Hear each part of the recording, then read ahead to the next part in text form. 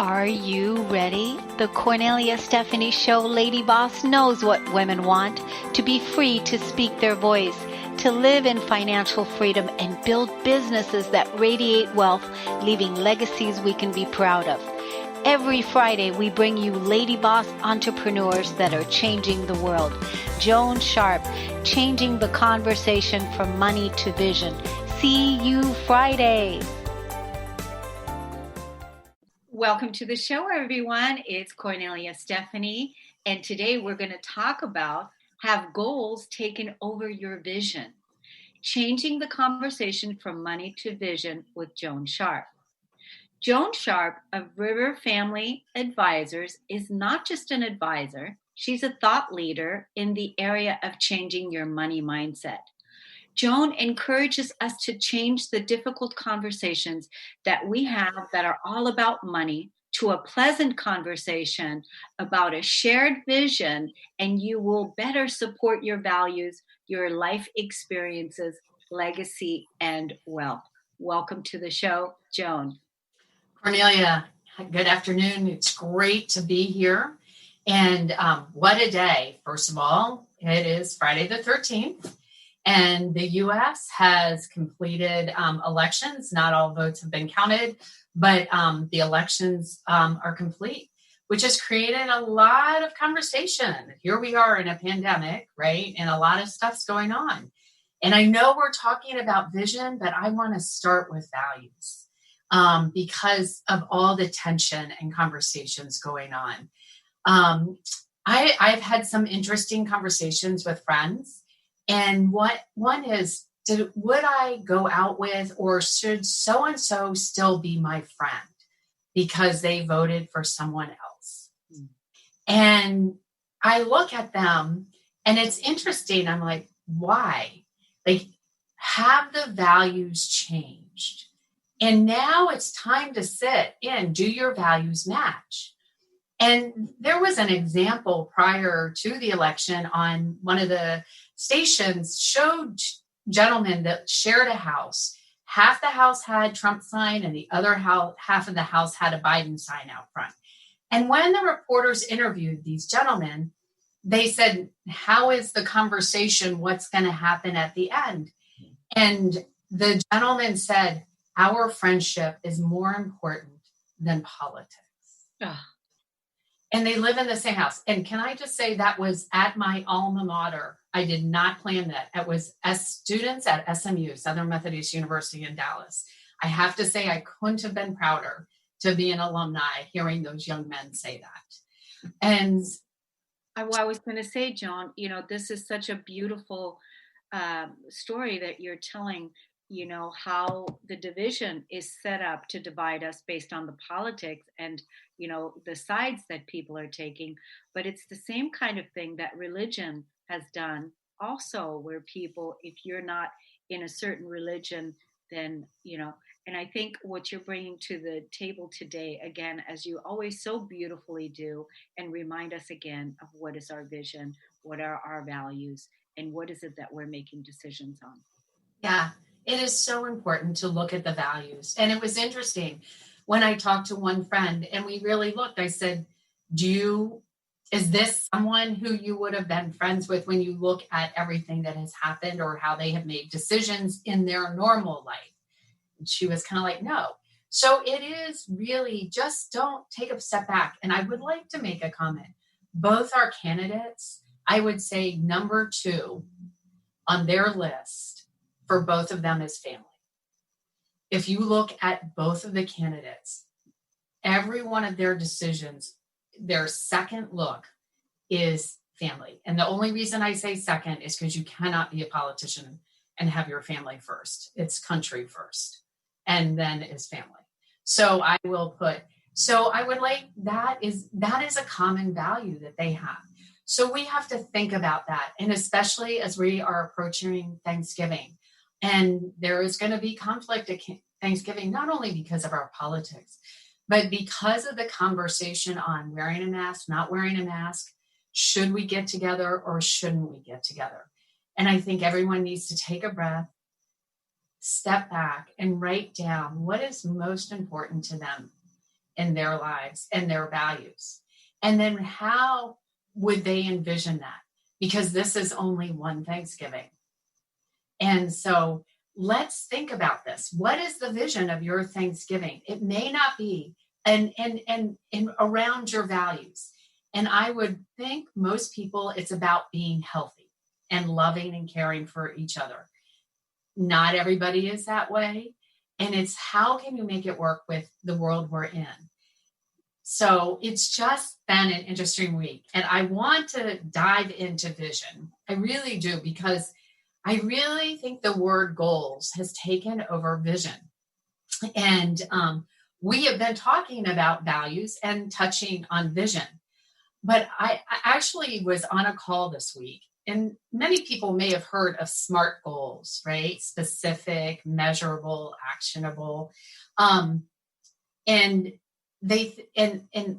this call, the person said, the most successful people only write down 3 things on a task list to do, and that as their goals. And then every decision they make is focused on how they're going to get to that. Well, I ask you, isn't that more of vision? Because you're setting your expectations and you're checking everything off against that. A goal is more tactical. Like it actually is the part where you're measuring, is this, did this match where the bigger vision of what I was trying to get was? And so I thought it was very interesting that I was on that call this week and when we were getting ready to talk about that. So I would like to say you set your vision and then you do SMART, and it may be goals, but some of it is process, because when you look at it, is it measurable? Is it attainable? Well, you're starting to set your expectations around that. So Cornelia, I want you, can you share what does vision or values look like to you? Well, first of all, I just want to say that, since we've been doing the show, you've really been having us focus on changing the conversation from money to vision. And even I do this in so many areas of my life now. And even when like the show I just did before this show, the Stories of Hope, the ladies that come on, I connect with them and I ask them what's their vision for the show. Just that one conversation. But, I use this in my life now too. So I look at, where do I want to be in 6 months from now? Mm-hmm. And where do I want to be in 6 months from now? What's my vision for that? And what are my values? Because I make decisions based on my values. My values are freedom, are living in freedom. My values are unconditional love. My values are do no harm unto another human being. My values are compassion. So I make choices based on these things that are important to me, right? And those are my values. And so to know what they are, and then to set my vision up to clearly articulate what my vision is, to feel the feeling of what it really feels like. How do I want to feel in, with where I'm going in 6 months from now? And then, like you said, put down some action steps, some actionable steps that you can take to get there. Yeah. And I'm going to say that, and another reason, then when you have actionable steps and you know where you're trying to go, right? And where your values are, if one of those actionable steps is going to take you out of alignment, you adjust it. Mm-hmm. I find if you have a goal, you feel you have to attain it, when it ultimately, as you move forward, may not be the right step. You may have to adjust. So this is why I like talking about vision versus goals. And this is why I think goals have taken over the word for vision. And I should remind people, when I say vision, it is for tonight. It's Friday night. What is your vision for tonight? And that's where you set your expectations. We actually have visions ongoing for things we're going to do and process. And one big one is like, my goal is to retire. Well, okay, what does that look like?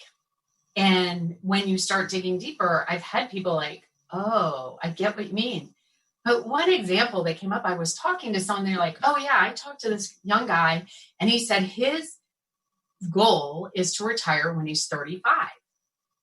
And I said, really?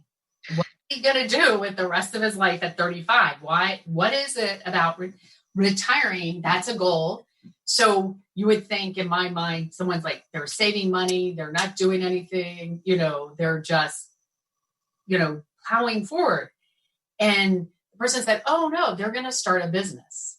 Well, Cornelia, you and I know retirement is not starting a business, right?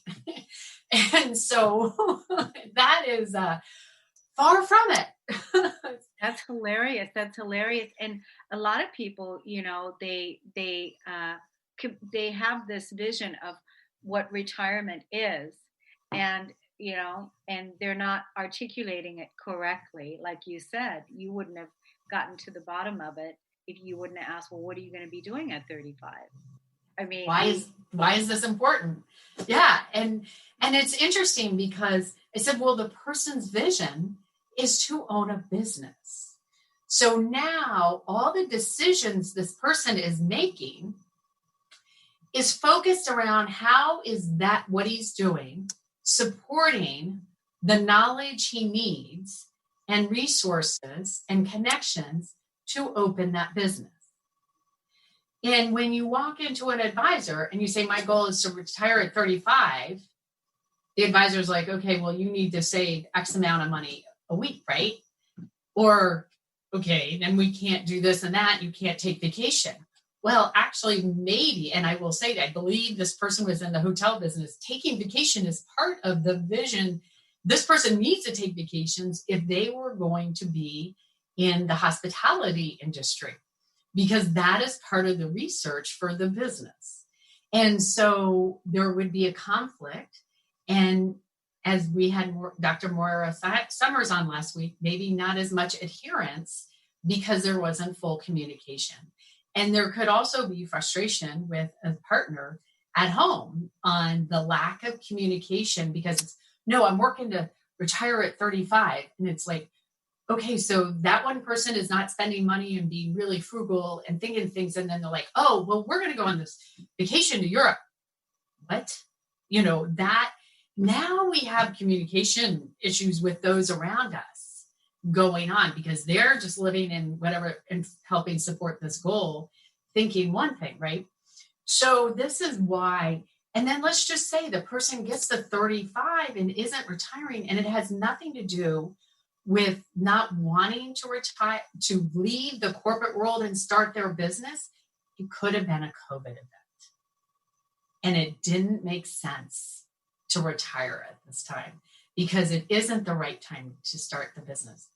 Or, and Cornelia, you may have run into this, like you kind of have a 5-year plan, what you're working for, and it happens early.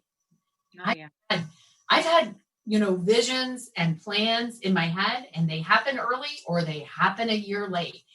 And so when it's a hard goal, when we have goal and we have put everything as goal, I find there's failure, which can cause depression and also lack of self-confidence if you don't make that goal. And that may not be the right goal once you've started working on your vision.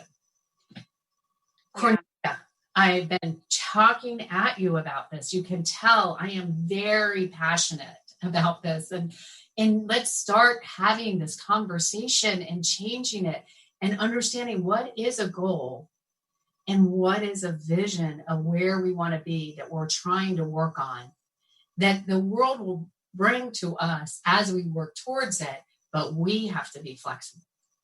Yeah, I think this is great too, because there's so many conversations that we need to have with the people around us, in our families, in our business relationships, with the people that we contract, the people that we hire. And we need to be able to communicate clearly what our vision is, what, where we set expectations, what our goals are. And you say, write a checklist. Well, I say a checklist because some people, not all people, need process, right? So some people need a checklist. Not everybody does. Okay.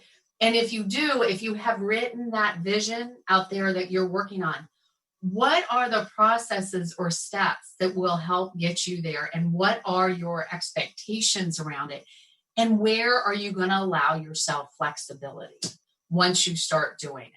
And not everybody needs a checklist. A lot of people they see it, they get it, and they are way ahead of other people. And they're just like, well, I'm going here. But we still need to communicate so you have the support of everybody else.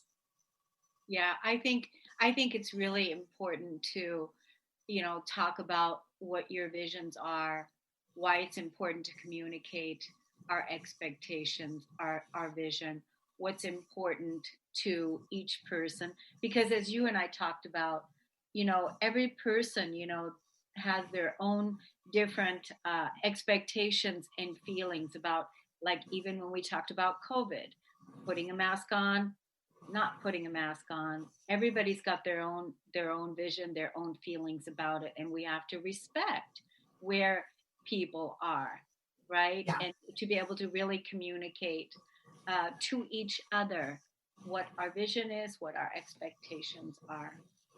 Yeah, it is. And it will help not have as much conflict. But when we do this, though, we have to be able to ask and hear in inquiry. Just because that's your vision and your values, and someone else has that you're close to a different vision, and values may line up, or you may have the same values, but what takes a higher priority over another one, and have the conversations on where that conflict is going to be, and ask, okay, why is this vision so important to you of each other, and listen and truly inquire appreciatively. And so then together, especially if you're working together on this, you can work on something that makes everybody comfortable and creates a positive feeling. So your vision is going to have to be a little different, maybe, than you initially laid out. But what would be important is some of those expectations can now be put in place instead of blowing up that day. It is just going to be different. And I want to share with you, I have come up with an acronym for it. Okay. This is America. We do have acronyms for everything. So, and I am calling it the Siri, not Surrey, but Siri, CERE. Okay. And it stands for communication, because we have to start with communication and how the other people communicate and need information. And then it's envision, because we have to envision. And as I mentioned today, we all have a vision, right? So it's about envisioning and envision. What is this weekend going to look like? What is Thanksgiving going to look like? And back to helping to communicate it to the way others understand, right? And then what are our resources to support this? And how important and where does it fit on the scale? It may be it's important, but not, and you may put a dollar amount to it. Like, actually, this experience that I'm envisioning isn't worth spending a ton of money, but it is worth spending within reason, right? And what are your resources? And then I is implementation, and how in implementing it together. And what does that look like? And then we start again, right? With everything. So this is the guidance system for communication around vision, expectation, and values that we can start working with, and that I use, and is the process I use with my clients. And in my coaching and individual coaching, conversation groups, and personal advising, because this is about you. and putting that together.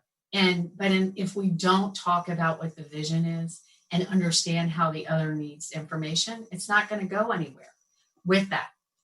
So how do you feel like you're going to have conversations, Cornelia, moving forward with friends that may not think the same as you are? Yeah, I find that already. I find that already, and I like what the guy said to you, that we're going to be friends. Our friendship is more important than our politics, in that way. And so I find that, the connection that I have with my friends, that's, I know that where we meet, where we have values in common and what our friendship is about. So that's how I communicate my vision. And I love being able to communicate the vision and focus on the vision on a daily basis as a creator of my reality and as a creator of my life. I like talking about vision. I like visualizing. I like communicating the vision and more using it in my life to articulate my experiences. That's why even people that I'm meeting for the first time on the phone or whatever, I'm like, can you communicate to me? Can you articulate and express what your vision is for this experience? Yeah. Oh, that's great. So I am going to say, I am a learner. That is one of my values. And I don't mean just going to school or, I enjoy reading. I enjoy talking to people actually who have different values and thoughts than I did, because America and the world is made of people from different backgrounds, different conversations, and kind of, as you said, religion and everything. And just so I enjoy being with people who don't think the same way that I do and or have the same values. Now, there may be a core grounding of they believe that there is a higher spirit or a core grounding and kind of a moral value.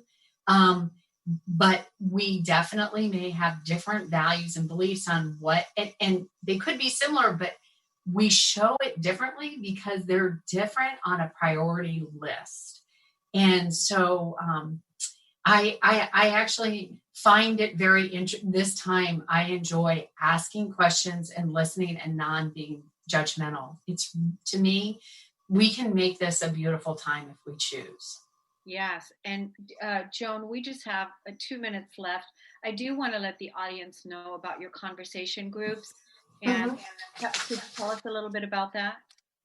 Yeah. So if you go to my website, River, RIVER, family, FAMILY, advisors, ADVISORS.com, there are conversation groups that start quarterly. And that can be a group coming together to help support changing that conversation to vision. And for example, with retirement, I threw a big one out there, and really asking you to think about it differently is not a goal, but a vision. And what does that look like and mean? And then I'm also adding, which you will see on my website, personal coaching, which would be every other month to help support that. And then there's the personal advising that includes looking at all the resources along with helping to implement everything. Because this is not, it starts easy, but it is a lot of work. And I'm here to be on the balcony with you and to support you changing this big conversation. Thank you so much, Joan Sharp. As usual, you have totally brought a new perspective again in changing the conversation from goal to vision. And we appreciate you so much. Thank you so much, everybody, for listening and tuning in. We'll see you again next time. Thank you. Have a great one. You've been listening to the Cornelia Stephanie Show, Lady Boss, Women Inspiring Women, featuring leading-edge entrepreneurs who are putting the focus on empathic leadership in today's modern-day world. Text the word Cornelia to the number 22828 and receive her weekly newsletters. For more information on Cornelia Stephanie and her extraordinary work, or to listen to past shows, go to corneliastephanie.com. Views expressed on this program are those of the host, guests, and callers, and do not necessarily reflect the views of the station, its management, or advertisers. You're listening to Transformation Talk Radio.